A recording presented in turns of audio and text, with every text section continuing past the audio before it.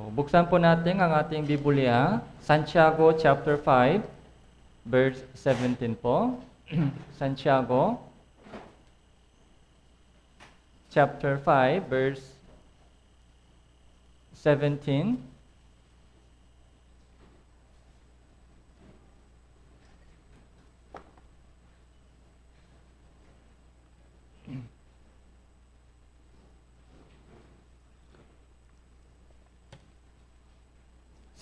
Hanggang 18 po, 2 verses. Santiago chapter 5, verse 17-18. Basahin po natin ng sabay-sabay. 3, 2, 1. Si Elias ay isang taong may likas na gaya rin ng sa atin. At siya'y taimtim na nanalangin upang huwag umulan. At hindi umulan sa lupa sa loob ng 3 taon at 6 na buwan. At muli siyang nanalangin at ang langit ay nagbigay ng ulan at ang lupa ay sinibulan ng bunga nito. So,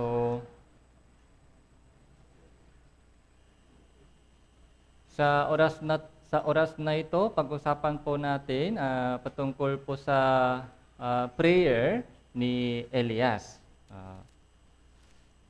Kasi kilala po natin si Elias, isang propeta na kumilos sa panahon po ng pinakamadilim na bahagi sa history ng bansang Israel. So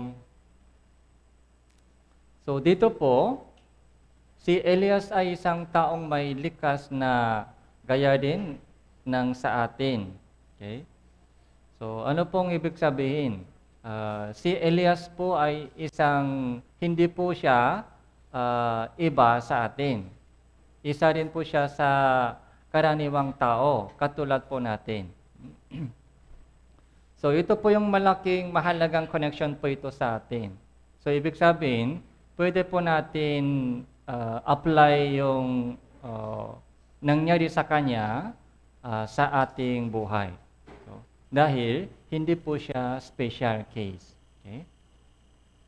Ang kumilos sa buhay niya ay kumikilos rin po sa atin.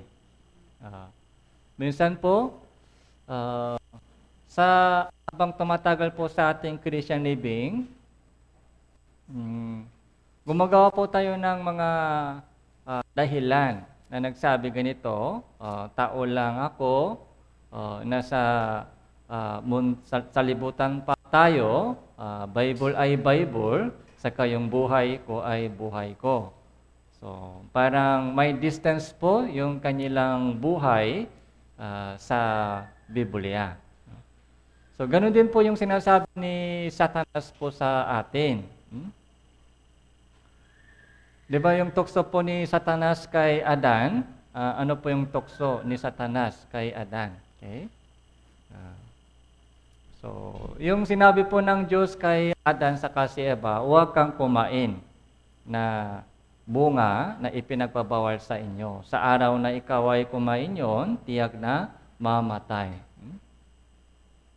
So, pero iba po yung sinabi po ni Satanas kay Adan, Eva. So ganun din po yung pakilos po ni Satanas po sa atin. Yung pinakalayunin po niya sa atin ay hiwalay po tayo, lumayo po tayo sa salita ng Diyos, lumayo. Kahit nasa Bible, kahit may Bible po tayo, nagbabasa po tayo ng Biblia, pero minsan yung ating puso ay malayo sa Biblia. Malayo sa Biblia. So, ang binabasa po natin sa Biblia ay parang itinuturing po natin na special. Hindi ito pwede mangyari sa akin. Sa Bible lang meron.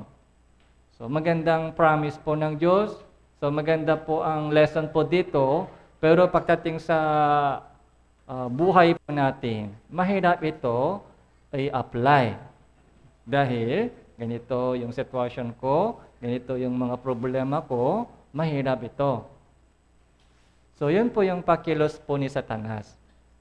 Kaya dito po, si Elias ay isang tao may likas. Ano pong likas? So, nature, katulad po natin. Meron din po siyang kahinaan, weaknesses, o sinful nature, katulad po natin. So, madali po siya nanghihina sa daming pagsubok at pagturusa. So, the same. So, isang tao din siya. The same nature. Gaya din natin. Pero, siya ay time na nanalangin upang huwag umulan at hindi umulan sa lupa sa loob ng 3 taon at 6 na buwan. So, ano po yung prayer po ni Elias? Huwag umulan. Yung weather, so yung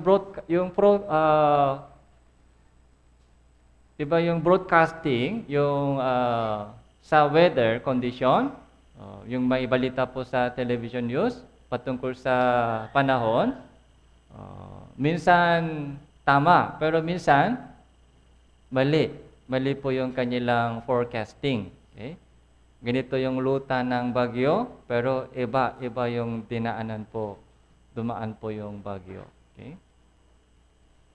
Nung dumaan po dito yung bagyo Christine last year, so di ba malaking damage sa retreat center bandang Batangas. Pero iba po yung sinabi sa broadcasting sa TV. Hindi po dumaan sa Batangas, sa Manila. Pero ang dinaanan po niya ay Batangas talaga doon. Kaya hindi lamang po yung retreat center, pati yung mga buong mga paligid po ng Taal Lake ay napakalaking damage. Okay? Guho, yung mga bundok doon ay naguho, tapos mga landslide. So, yung forecasting, ganito ang mangyayari, yung mga expectation ay mahirap. So, kaya kailangan po, ginagamit po ng mga tao yung supercomputer, so para malaman po nila kung ano po ang future, kung ano po ang dadaanan po ng yung typhoon, kung ano po yung mga mangyayari sa weather condition, ginagamit po nila yung supercomputer. Kasi sobrang daming mga data ay kailangan gamitin, yung computation, yung calculation. So kahit forecasting, mahirap malaman, mahirap gawin, pero yung control ng weather, so madaling gawin o mahirap? Control, mas mahirap control. Okay? Yung control sa weather, yung panahon ay mahirap. Pinakamahirap. Ang Diyos po ang kaya. Ang Diyos lang. So, sa retreat center po ngayon ay nagtatanim po kami ng mga halaman na puno. So, para maganda. Yung kasi ngayon po ipinapaayos po yung mga pinapantay yung lupa, tapos pinapaayos po yung mga naguong lupa, yung mga gumagawa ng riprap. Tapos nung halos finalized na, halos fixed na po yung mga boundary, layout ng retreat center. Kaya nag-umpisa po kami na magtanim ng mga magagandang block, yung halaman, yung mga gardening, yung landscape. So, anong puno gusto ninyo? So, para itanim. So, duranta. So, maraming duranta na itanim na. Tapos yung palm tree, okay? O eugenia ay itatanim din. Okay? Yung mga magagandang puno, yung pang landscape. Pero ang problema, kulang. Ngayon po ay rainy, yung dry season ngayon. Sana umulan araw-araw. Isang beses umaga, isang beses hapon. Kung kaya kong makontrol, sana ganun po. Isang beses sa umaga, 1 hour, ulan. Tapos hapon, 1 hour. So So, pero hindi natin kayang gawin yon. Kaya yung brothers po namin sa retreat center, nahirapan po sila sa pagdidilik ng mga maraming halaman. 400, 500 na duranta isang buong hapon. So, nagdidilik po sila. Kung kaya kong makontrol, sana ganun po. Okay? Tapos sa rainy season, ano po yung prayer po natin? Ano po yung gusto po natin sa rainy season? So, sana, timigil yung ulan. Okay? Hindi araw-araw. Okay? May amoy sa bahay.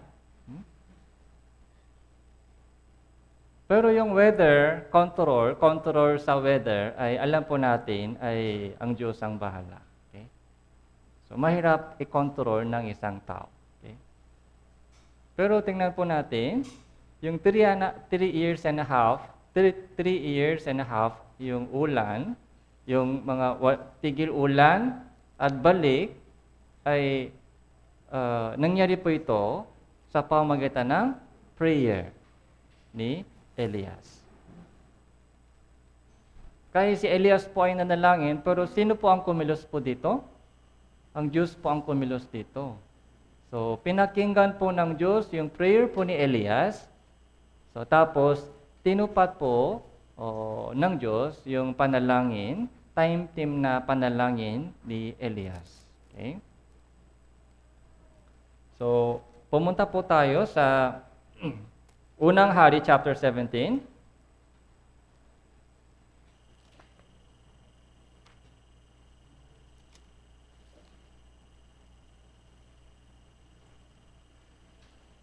Unang Hari, chapter 17 po.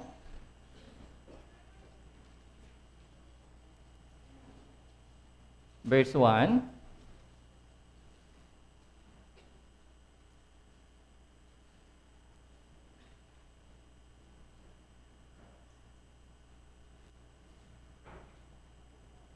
Si Elias na Tisbita na nakikipamayan sa Gilead ay nagsabi kay Ahab, habang nabubuhay ang Panginoon, ang Diyos ng Israel, ako ay nakatayo sa harapan niya, hindi makakaroon ng hamok o ulan man sa mga taong ito, maliban sa pamamagitan ng aking salita.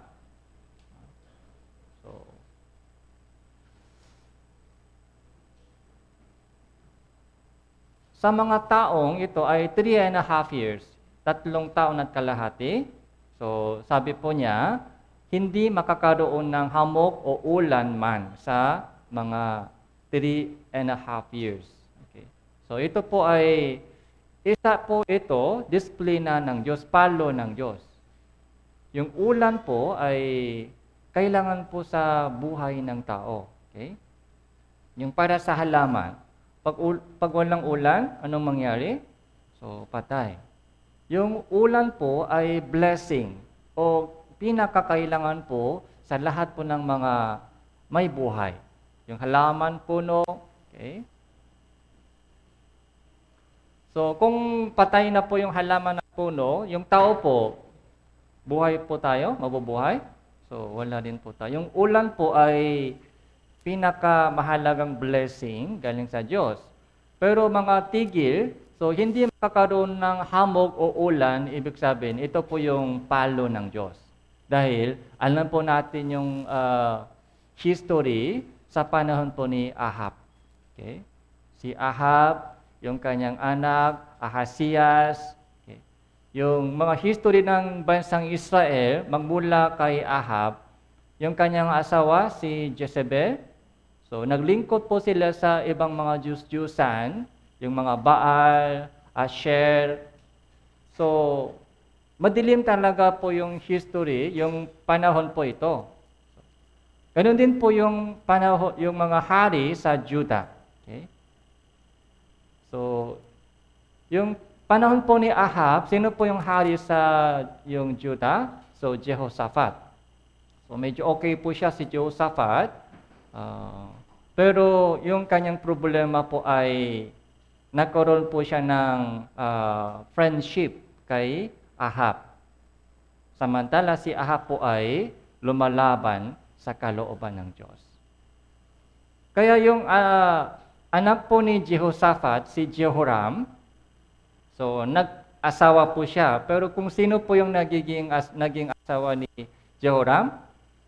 Yung anak po ni Ahab, yung daughter, Jezebel, so Atalia ay naging asawa ni Jehoram. Tapos Ahasias. Okay. Kaya yung panahon po nito ay pinakamadilim na bahagi sa history ng North Israel and South Judah. Kaya yung 3.5 years walang ulan po ay disiplina ng Diyos. Pero yung message po natin ngayon ay maraming mga nangyari po dito sa chapter 17 o 18 po. So, nung nagumpisa po yung tagutom, nung nagumpisa po yung mga yung tigil ng ulan, sino po yung ginamit po ng Diyos para kumain si Elias? So, verse 4, ikaw ay iinom sa batis at aking iniutos sa mga uwak na pakainin ka doon. Kaya't pumunta siya roon at ginawa ang ayon sa salita ng Panginoon, siya ay pumaroon at nanirahan sa tabi ng batis, Cherit, na nasa silangan ng Jordan. Verse 6 po, basahin po natin, 3, 2, 1. Karne sa umaga at tinapay at karne sa hapon at siya ay uminom sa batis. Okay. So, dinalan siya ng mga uwak ng tinapay at karne sa umaga. So, ginamit po ng Diyos yung mga uwak, okay, para may pakain po si Elias. So, anong tinapay? Okay? Baka malunggay pandesal. Sa tuwing umaga. Masarap. Karne. Mahal po yung baboy ngayon. Sa umaga at hapon. So, kaya maganda po yung storya po dito sa 17. So, nung sa una, uwak po yung ginamit ng Diyos. So, tapos, dinala po, nung pumunta po si Elias sa Sarepta, yung Sarabat, sakop ng Sidon, isang babaeng balo ay naglingkod kay Elias. So, verse 18 po,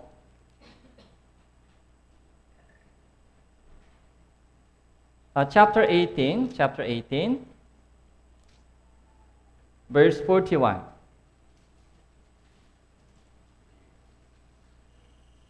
Chapter 18, verse 41.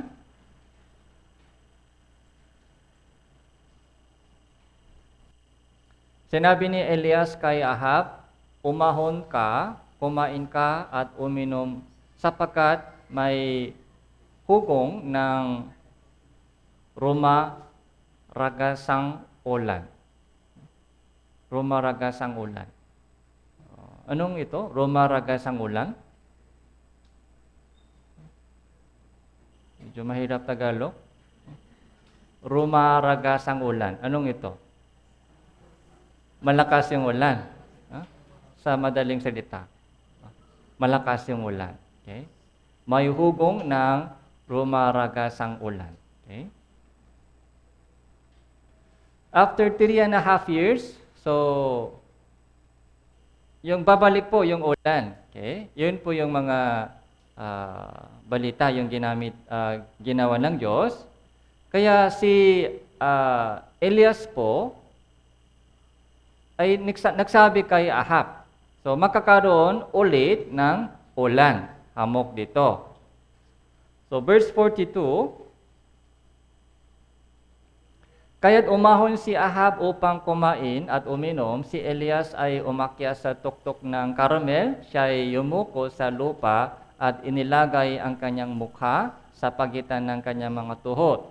Kanyang sinabi sa kanyang lingkod, umangon ka ngayon, tumingin ka sa dagat, ay siya'y umahon at tumingin at sinabi, wala akong nakikita. At kanyang sinabi, humayo ka ng 7 ulit. Okay?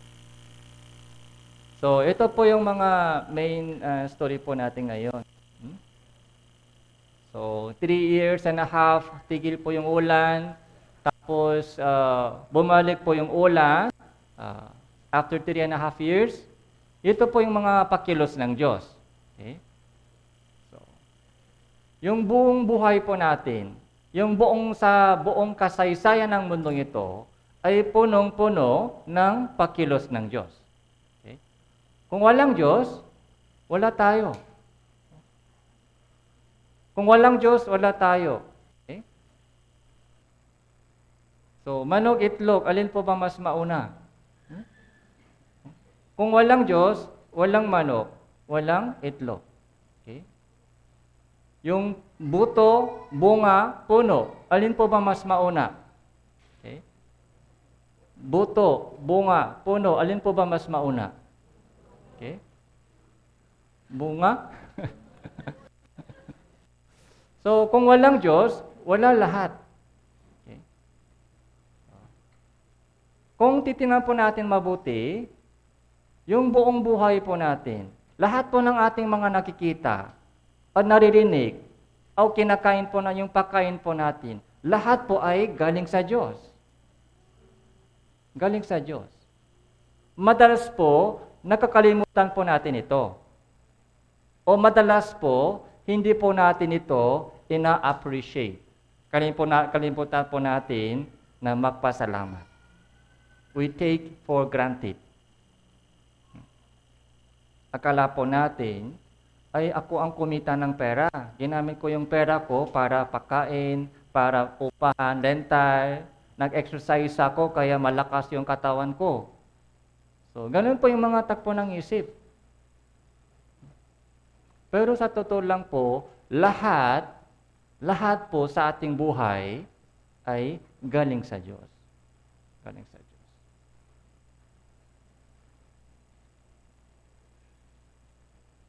So, doon po, kailangan po natin, kung nakilala po natin ang Diyos, okay, na lumikha sa mundong ito, okay, kung may Diyos na lumikha sa mundong ito, yung kanyang kapangyarihan, saka yung mga kakayahan ng tao, yung karunungan ng Diyos, saka yung karunungan ng tao ay malayo. Parang langit at lupa. Yung power of God, yung mga kakayahan po natin. Kung may Diyos na lumikha sa mundong ito, kung may Diyos na kumikilos sa lahat ng mga bagay sa mundong ito, so Roma chapter 8 verse 28, so sa lahat ng bagay, ang Diyos ang gumagawa para sa ikabubuti ng mga umiibig sa Kanya, umiibig sa Diyos. Sa lahat ng bagay, ang Diyos ang gumagawa. Sa lahat ng mga nangyayari, ang Diyos ang gumagawa para sa ikabubuti po natin. So, ibig sabihin, yung wisdom po natin, yung wisdom ng Diyos, saka yung kapangyarihan ng Diyos ay beyond our imagination. Beyond. Hindi po natin maintindihan.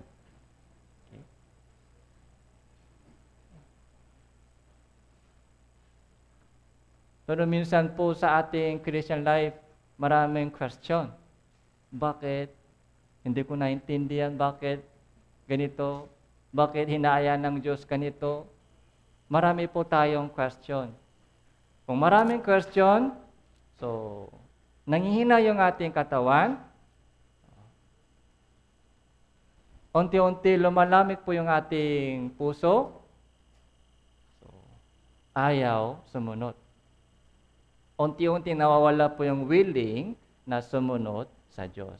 Dahil, So, kung may tiwala po tayo sa Diyos, kahit anumang sinasabi ng Diyos sa akin, ay para sa akin yan. Kaya susunod ako. Yun ang magandang puso po.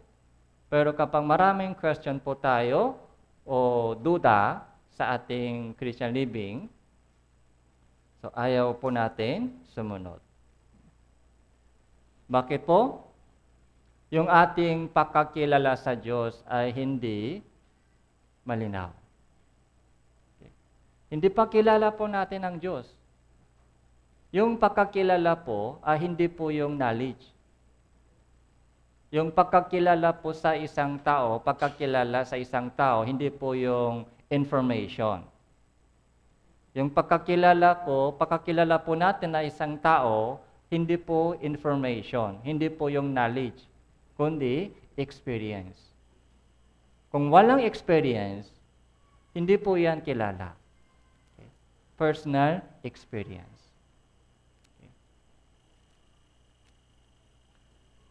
So maraming Kristiyano po, bakit mahina po yung kanilang Christian living? Dahil yung kanilang pagkakilala sa Diyos ay knowledge lang. Information lang about God. Pero personal experience, wala. Personal experience. Okay.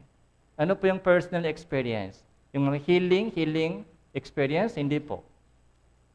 Personal experience po ay obedience.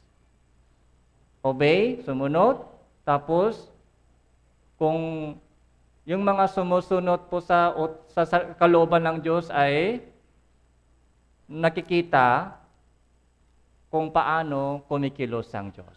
Kung paano tinutupad po ng Diyos yung kanyang promise.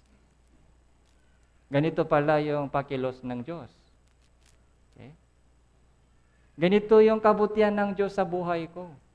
Ganito, tinutupad po niya yung kanyang promise.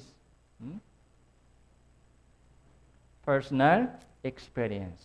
Yun po yung tinatawag natin, testimony. Testimony. Testimony po, hindi po yung knowledge.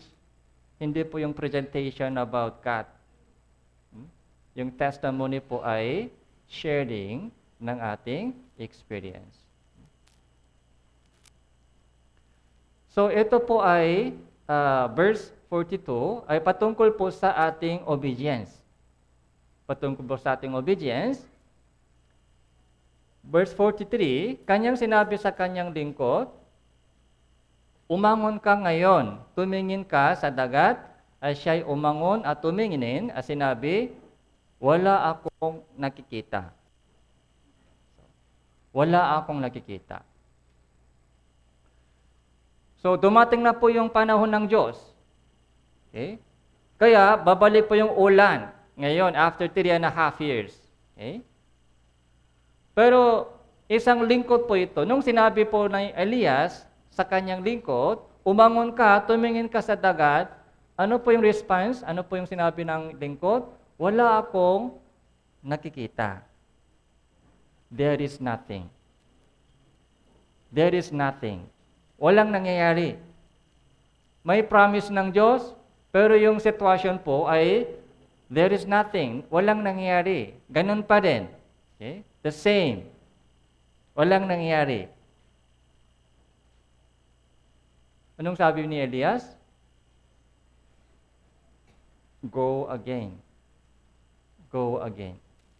Umangon ka, humayo ka ng 7 ulit. 7 times, okay? 7 times, go again. Dito po, may dalawang kumukontra. There is nothing. Wala akong nakikita. Iyan po yung sitwasyon ngayon. Pero ano po yung sinabi ng Diyos? Go again. Ilang beses? 7 times. Anong ibig sabihin ng 7 times? Yung 7 po ay God's number. Perfect number. Yung 7 times, go again, ay obey ka lang. Obey. Obey ka lang.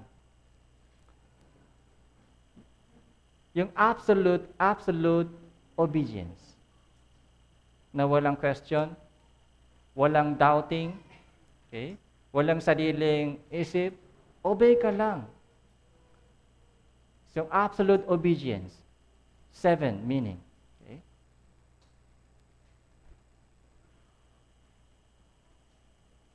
So, wag po tayo sa mga meaning ng 7. Hanggang 7 lang, ganun ba yung meaning? Hanggang 7 lang, mga bibilangin po natin. O 1, 2, 3, 3 kalahati. Ganun po ba yung binibilang po natin? So, hindi po yung 7 meaning. So, hanggang wakas. Hanggang makikita po natin ang katuparan ng pangako ng Diyos. Go again. Umayo ka ng 7 ulit. So, ganito po yung kailangan din po natin gawin sa ating evangelism. Minsan, unang evangelism po natin, unang bisita sa mga pamilya, sa mga kamag-anak, parang there is nothing, walang nangyayari. Anong sinabi ng Diyos? Go again. Okay. Next time, again. Pag may Bible seminar, summer retreat, okay, go again. Pero matigas pa rin yung ulo, nagagalit pa. Huh? Okay.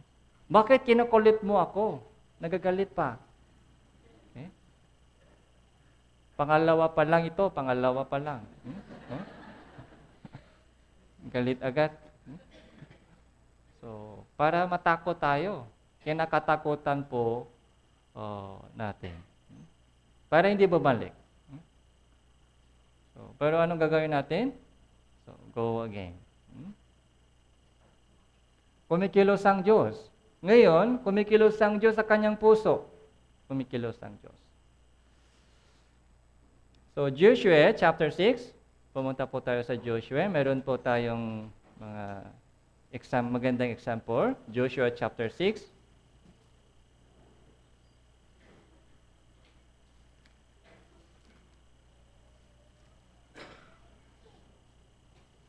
Verse 1.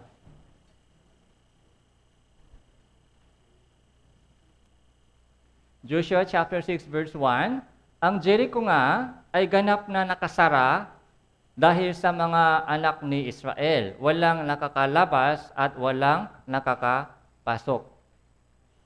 At sinabi ng Panginoon kay Joshua, tingnan mo, ibinibigay ko na sa inyong kamay ang Jericho, ang hari nito at ang mga mandirigma. Verse 3, lilibutin ninyo ang buong lungsod, lahat ng mga lalaking mandirigma ay liligid na minsan sa lungsod. Gagawin ninyo ito sa loob ng 6 na araw. Okay?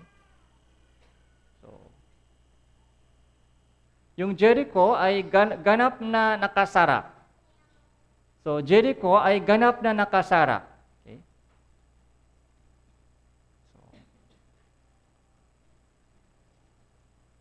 Parang puso po ng mga ini-evangelist po natin. Yung pinto ng kanilang puso ay ganap na nakasara. Okay?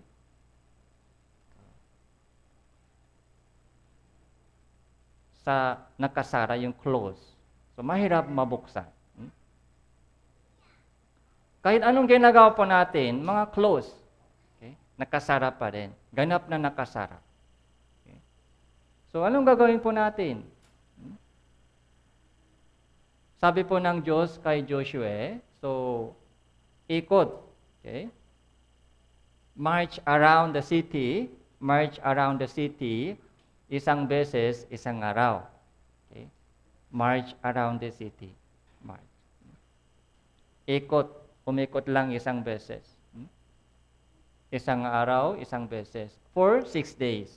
Tapos, verse 4, ang 7 pare ay magdadala ng 7 tambuli na may sungay ng tupa sa unahan ng kaban.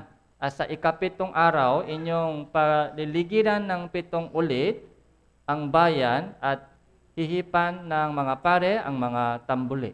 Okay? So, for 6 days, isang beses po. Ikapitong araw po, ilang beses? 7. 7 times. Kaya total, ilan po ba?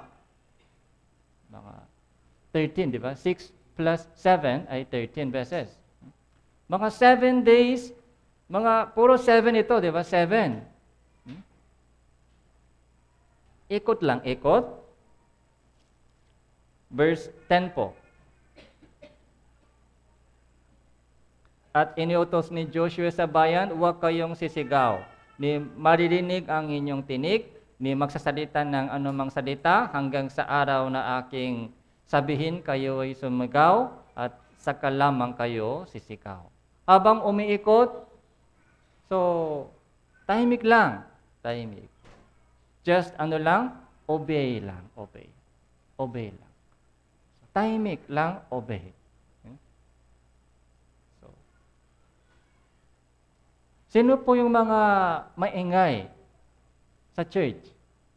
Yung mga hindi sumusunod, sila po yung maingay. Yung mga sumusunod po sa salita ng Diyos ay hindi po maingay. Dahil ganito yung puso. Ang kailangan nating gawin ay obey lang, obey. 1 times a day, isang beses lang. 2 times a day, 2 times, ikot. Baka may suggestion po dito. Ay 13 times mga ikot, isang araw lang tayo. Para mas madali. Di ba? 7 times 6 plus 7 ay 13. Okay? Kaya isang araw lang tapusin natin, ikot. Para mas madali, masira, magiba yung Jericho. Matalino po tayo. Maraming mga idea. Okay? Isang beses, isang araw. Okay? Habang umiikot po sila, so yung prayer po nila. Okay? Hindi kaya namin labanan yung itong mga Jericho. Hindi kaya. Pero pag may tulong ng Diyos, so kaya natin. Ito po yung mga ikot ng prayer. Okay? Ikot ng prayer. Ganun din po, kung meron pong isang target ng evangelism, okay? Kung meron po tayo target ng evangelism para sa summer retreat po ito, kung may target po kayo, target. So, ikot po kayo sa gilid nila. Para matako sila. Isang beses, ikot. Hindi nila alam kung bakit. So next day, isang beses, bumisita kayo. Bumisita. Tapos mangumusta lang muna. Okay? Huwag muna direct sa retreat. Next time, visit again. Ikot again. So, unti-unti, matatakot po sila, tapos magigiba po sila. Prayer. So, after 1 day, after first, ikot, nakita ba nila yung crack sa pader ng Jericho? May crack pa sa pader ng Jericho? Wala. Hanggang final march, okay? Walang anumang nangyari. Parang katulad po ng sinabi ng lingkod ni Elias, wala akong nakikita. There is nothing. Walang nangyari. Walang crack. Walang signs. So, anong ginagawa ng Diyos?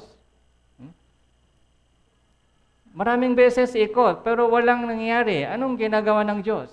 Sana may signs. Pag may crack, konti-unti nakikita po natin, siyempre malalaman po nila, maging masaya sila. Ay, may crack. Ngayon, bukas, mas malaking crack. Kumikilos pala ang Diyos dito. Kung meron pong ganong signs, yung sana, mas madali po tayo sumunod kung may signs. Pero kadalasan po, walang signs. Okay? Walang signs hanggang sa ating final obedience. Okay? Kaya sino po yung dumaranas ng pakilos ng Diyos? Yung mga humihinto after mga 2 times, after 3 times, after 5 times, hindi po sila nakakaranas ng pakilos ng Diyos. Sayang yung kanilang pagod. Sayang yung kanilang mga sacrifice. Malapit po sila, malapit.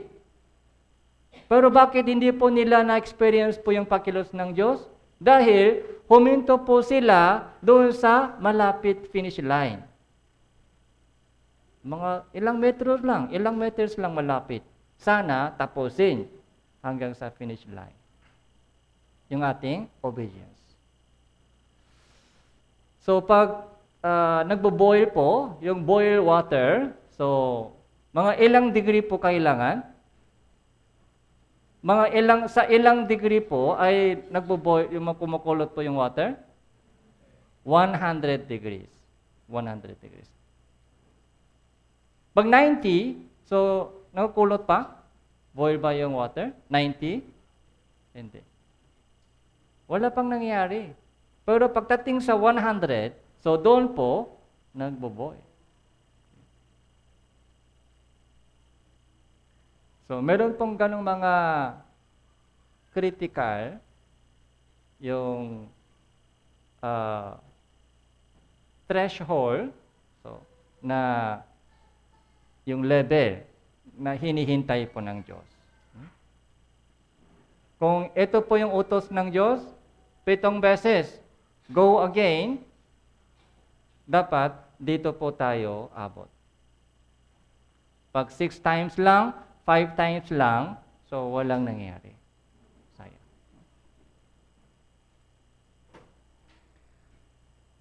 So, pangalawang hari, chapter 5. Tingnan po natin isa pa, pangalawang hari.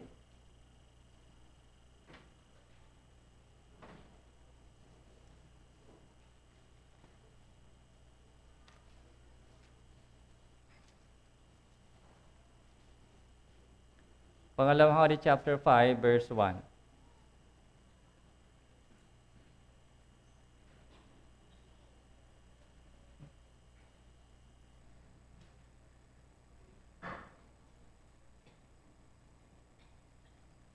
Si Naaman na punong kawal ng hukbo ng hari ng Syria ay dakilang lalaki sa harapan ng kanyang Panginoon at ikinagalang, sapagkat sa pamamagitan niya nagbigay ang Panginoon ng pagtatagumpay sa Syria. Siya ay isang makapangyarihang lalaki na may kagitingan, subalit siya ay ketongin. So, second King, chapter 5, ito po yung patungkol kay Naaman, isang ketongin. Makapangyarihan lalaki. Okay? So, iginagalang na makapangyarihan na lalaki may kagitingan. So, maganda po yung position niya. Okay? So, successful po siya sa kanyang career. Okay. Makapangyarihan. Pero ano po yung problema? Critical problema? Ketongin siya. Ketong. Yung ketong po ay simbolo ng kasalanan. Yung ketongin po ay nagsisimbolo ng isang miserable sinner sa harapan ng Diyos. So, yung storya po ni Naaman po ay isang salvation story. Salvation story. Sino po yung ginamit po ng Diyos para gumaling po siya? Isang maliit na babae. Verse 2, ang mga taga-Syria sa isa sa kanilang pagsalakay ay nagdala ng bihak na dalagita mula sa lupain ng Israel at siya ay naglingkod sa asawa ni Naaman. So, isang bihak. So, maliit na babae. Okay. Isang maid. Naglingkod mula sa lupain Israel, naglingkod sa asawa ni Naaman.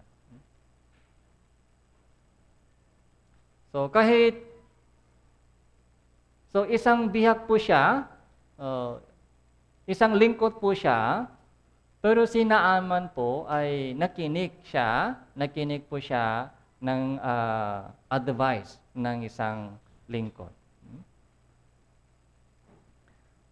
So verse 3, sinabi niya sa kanyang babaeng Panginoon, sana haroon ang Panginoon na kasama ng propeta na nasa Samaria. Kaya't kanyang pagagalingin siya sa kanyang ketong. So, si Naaman po, kahit mataas po yung kanyang posisyon, very humble yung kanyang puso, kaya nakinig po siya ng sinabi ng isang lingkod. Kaya, pumunta po siya kay Elias. Okay? So, verse 9 po, verse 9. Kaya dumating si Naaman na dala ang kanyang mga kabayo at karuwahe at puminto sa tapat ng pintuhan ng bahay ni Eliseo. Si Eliseo ay nagpadala ng sugo sa kanya na sinasabi, humayo ka at maligo sa Jordan ng 7 ulit. Ang inyong laman ay manunumbalik at ikaw ay magiging malinis. Verse 11 po. Si Naaman ay nagalit at umalis na sinasabi, akala ko ay tiyak na lalabasin niya ako at tatawag sa pangalan ng Panginoon niyang Diyos at iwawasiwas ang kanyang kamay sa lugar at pagagalingin ang ketongin. So, verse 12 pa po. So, basahin po natin ito, 3-1. Hindi ba ang Abana at ang Parpar, mga ilog ng Damasco, ay higit na mabuti kaysa lahat ng tubig sa Israel?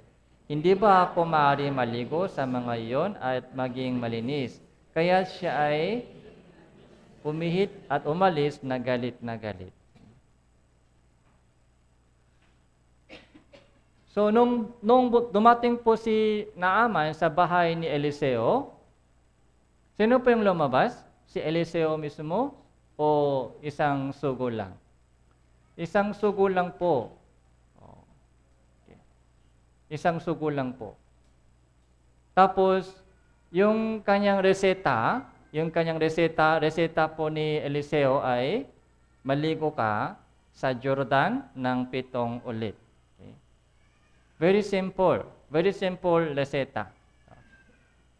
Walang dinalang gamot ng sugo. Walang gamot. Okay? Ano lang, maligo ka sa Jordan 7 times.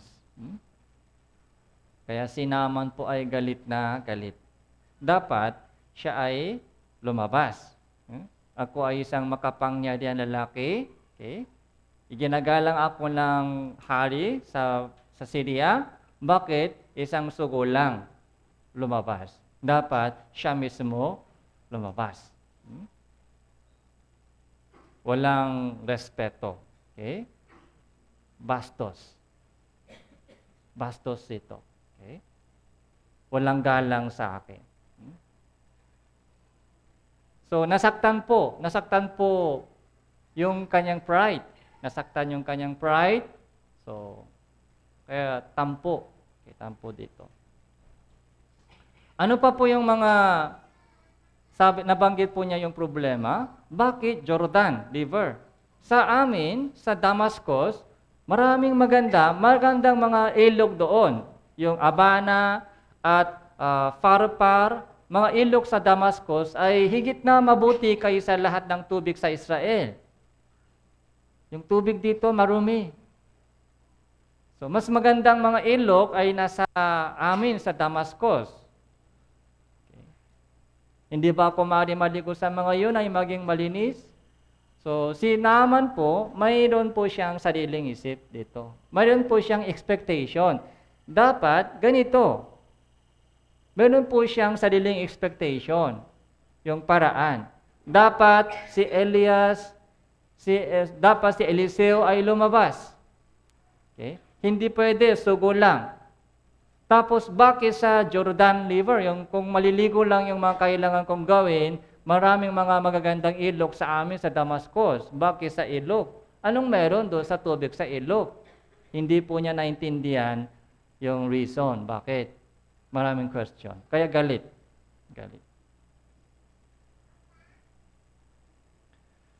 So, ito po yung mga pinakahadlangan po sa ating obedience. Ano po yung mga nagiging hadlangan sa ating obedience? Okay? So, ganito po yung mga nangyari din po sa ating Christian living. Meron po tayong mga ganitong expectation, dapat ganito siya. Okay? Hindi dapat ganito siya. O meron din po siyang mga sariling mga isip, sariling paraan. Mas maganda ito. Mas maganda ganitong paraan. So, yun po yung minsan nagiging hadlangan sa ating obedience. Dito, nakikita rin po natin 7 times. 7 beses. Maligo. 7 times. Verse 13, Unid ang kanyang mga lingkod ay sinabi sa kanya, Ama ko, kung iniutos sa iyo ng propeta na gumawa ng mahirap na bagay, hindi mo ba gagawin?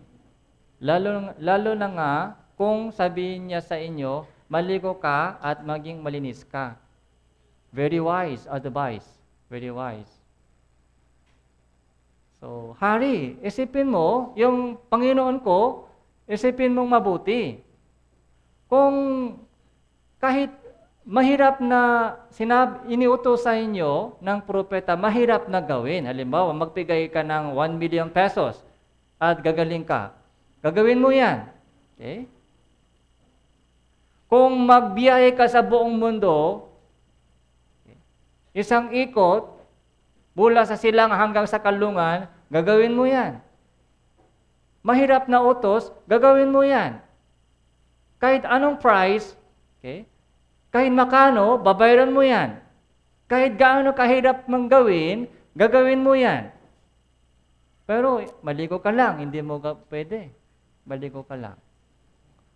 Very wise advice. Maligo ka lang. Bakit hindi mo gagawin? Yung pride mo, yun na lang itabi mo, yung pride mo. Saka yung sariling isip, dapat ganito. Yung expectation, sariling isip, yun ang itabi mo. Sumunod ka lang. Sumunod ka. Okay. Tama po ba yung advice niya o hindi? Tama. Very good advice. Okay. Kaya doon po, kumalma po si Naaman, tapos sumunod po siya. Sumunod. Verse 14. Basahin po natin. 3, 2, 1. Kaya't lumusong siya at 7 ulit lumusong sa Jordan ayon sa sinabi ng tao ng Diyos. Ang kanyang laman ay anumbalik na gaya ng laman ng isang munting bata at siya ay naging malinis.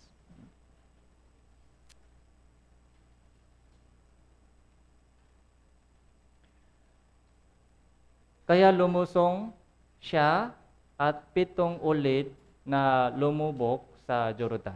7 times. Okay.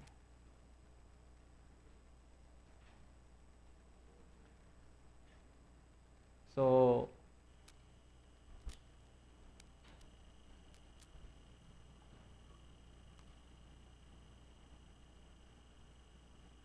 yung maraming uri ng obedience.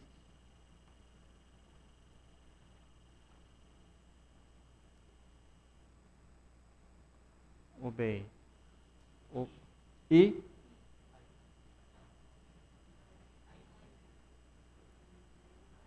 Ay ba? Sorry. Obey, di ba? Obey.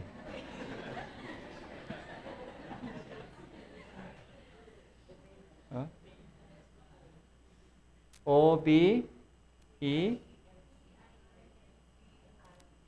P-I E-I E-A-N-C-E. Okay. Meron po ba ito?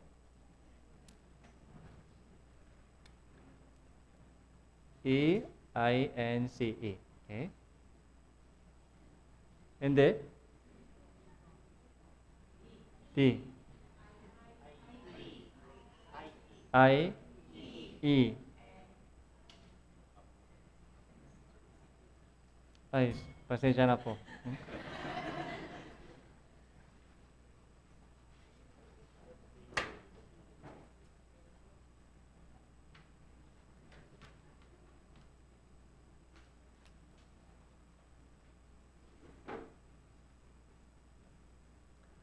So, maraming uri ng obedience sa ating buhay. Pero minsan, yung isang bahagi lang, partial lang. Okay? So, minsan, delay. Hindi ngayon. So, susunod ako, gagawin ko, pero hindi ngayon. Mamaya, next time na lang. Okay? Kaya sa paningin ng Diyos po, yung ating, yung pagsunod, na hindi lahat, o yung mga isang bahagi na lang, so mahirap po ma-experience po natin ang pakilos ng Diyos. Okay? Kaya, tingnan po natin sa Bible, so Revelation,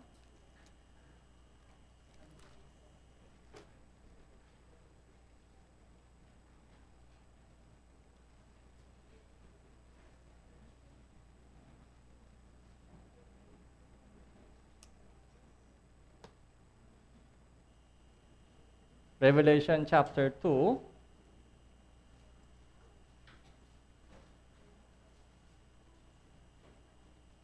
verse 10.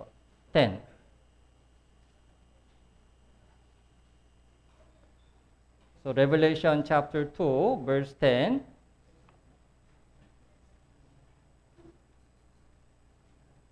So pasahin po natin ito ng sabay-sabay. 3, 2, 1.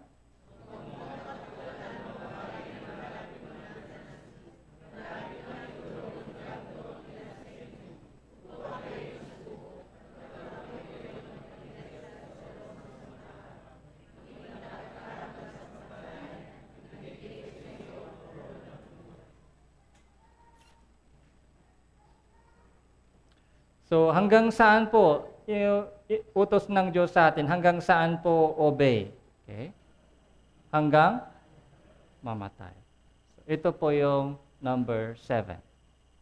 Okay? Ito po yung number 7. So walang limitation po sa ating obedience. Okay?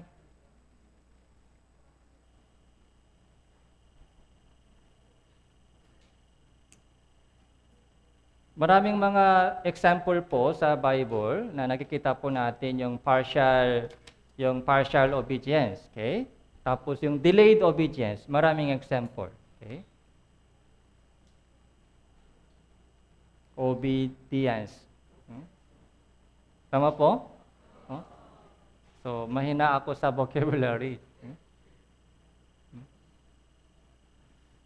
Anong sinabi ni Paraon?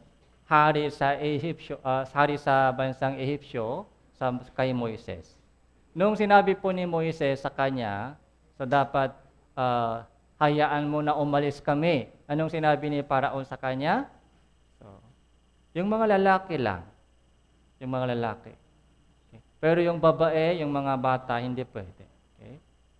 Yung mga hayop lang. Okay. Yung mga hayop lang. Kaya, patuloy po, hindi pwede malayo, hanggang dito lang. Hindi pwede malayo. Pumunta kayo. Hanggang dito lang. Boundary.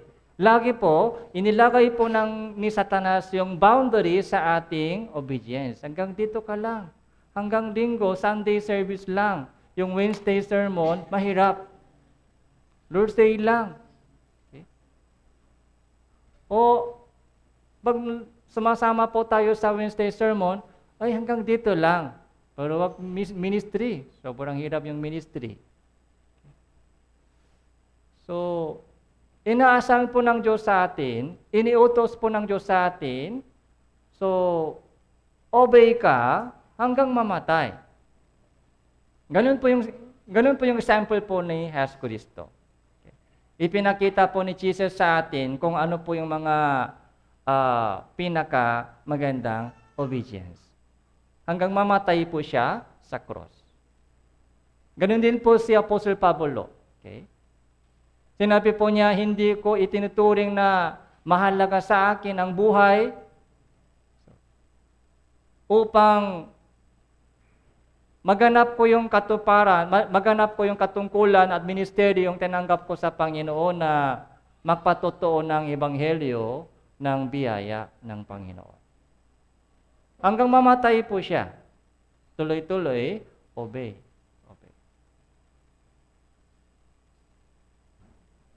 Si Pedro po, sumunod po siya nung dinakip po si Jesus, si Pedro po ay sumunod kay Jesus, pero malayo po siya sumunod. Hindi po malapit dahil takot. Sino po yung hinahanap ng Diyos sa ating panahon? Para sa kanyang ministry. Okay? Para sa gawain ng Diyos. Sino po yung hinahanap ng Diyos sa mundong ito? So yung mga anak ng Diyos na sumusunod hanggang sa 7 beses. Okay? So maraming Kristiyano po ay sumusunod hanggang 2 beses lang. 3 beses lang. Huminto po sila sa 6 na pagsunod. Sayang.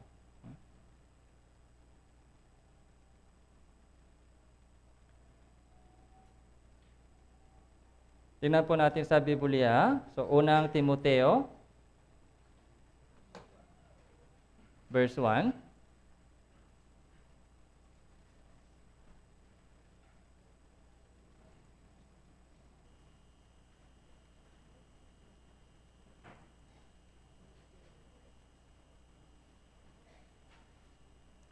Unang Timoteo chapter 1 verse 12, nagpapasalamat ako sa Kanya na nagpapalakas sa akin kay Kristo Jesus na Panginoon natin, sapagkat ako'y itinuring niyang tapat na ako'y inilagay sa paglilingkod sa Kanya. So, sino po yung naglilingkod sa Kanya? Yung mga tapat, faithful. Yung faithful po ay sumusunod hanggang sa wakas.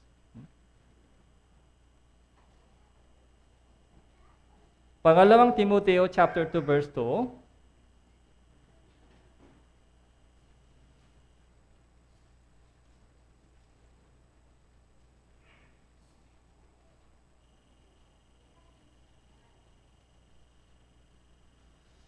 So, at ang mga pangalawang Timoteo chapter 2 verse 2, at ang mga bagay na inyong narinig sa akin sa harapan ng maraming saksi ay siya mo rin ipinakatiwala sa mga taong tapat na makakapagturo din naman sa iba. So yung taong tapat.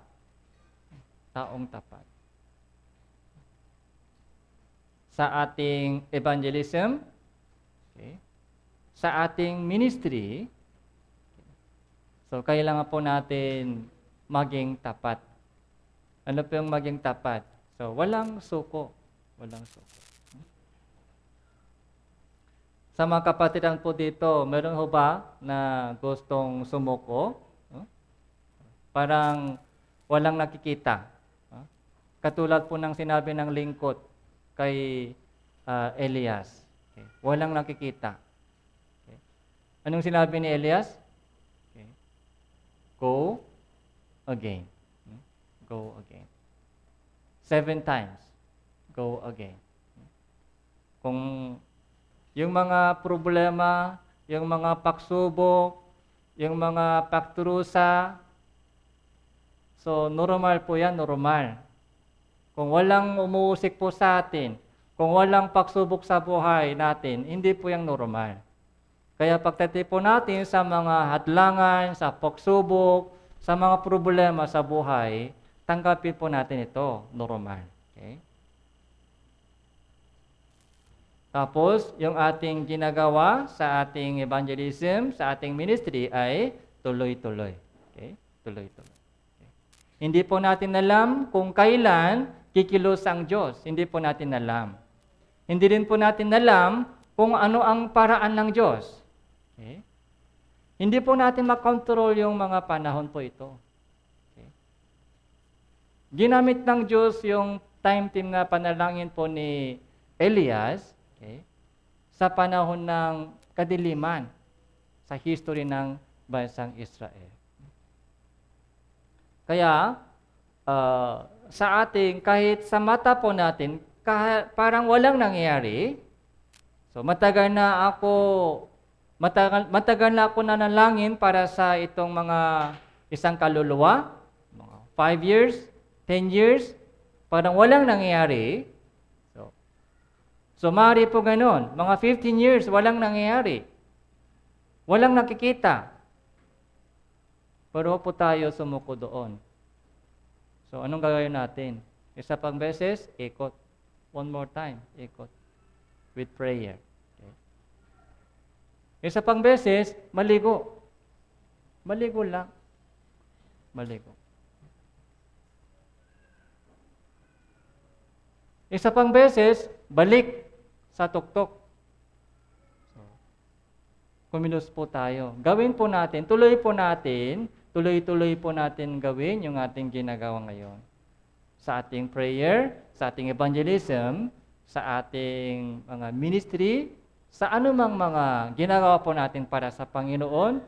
So, huwag po natin makalimutan, ang Diyos po ay kumikilos sa likod po natin. So, God never kalimutan yung ating prayer. Galatia, last verse po natin ngayon.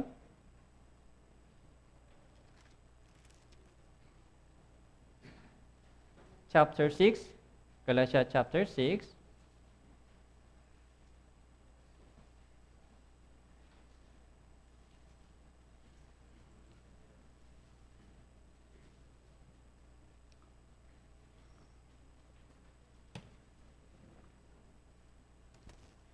Galatia chapter 6 verse 9. Basahin po natin ito ng sabay-sabay. 3, 2, 1.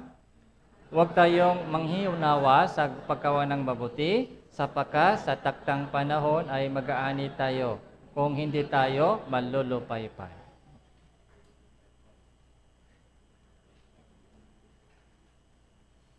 Huwag tayong manghinawa sa paggawa ng mabuti.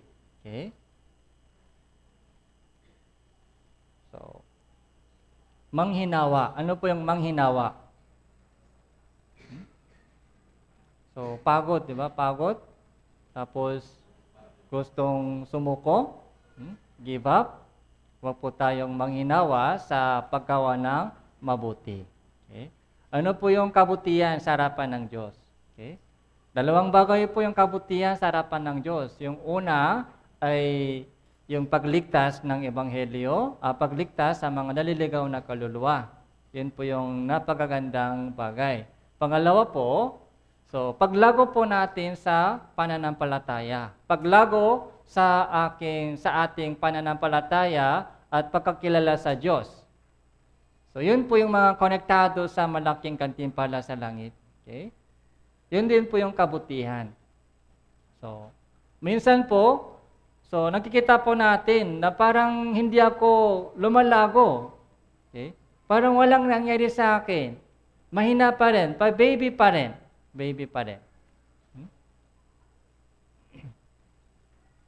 So, parang nanghina po tayo sa ating Christian living. Parang walang changes. Sana agad-agad lumago. Okay? Pero tingnan po natin yung paglago ng isang puno. Isang puno. Nakikita ba natin yung growing nila agad-agad? Okay? Hindi po. Parang the same pa rin as yesterday. Okay? Pero after 6 months, after 1 year, makikita mo na malaki na. Okay? Malaki. Taktang panahon, sapagkat sa taktang panahon, ito po yung nasa kamay ng Diyos. Taktang panahon. Hindi natin alam ito. Sa taktang panahon, itinakta ng Diyos ito, yung panahon, mag-aani tayo kung hindi tayo manlulupaypay. Manlulupaypay. Yung pagod. So, sana po, lahat po ng mga kapatiran po dito ay tuloy-tuloy. Okay? Tuloy-tuloy. Sa ating ginagawa. Okay? Kahit walang nakikita. Okay? Go again. Kaya, malapit na po tayo sa summer retreat. Kaya yung ating mga target sa evangelism ay bumisita po tayo sa kanila at ikot tayo sa kanila. Isang 7 beses. Okay? Okay po, hanggang dito po, manalangin po tayo.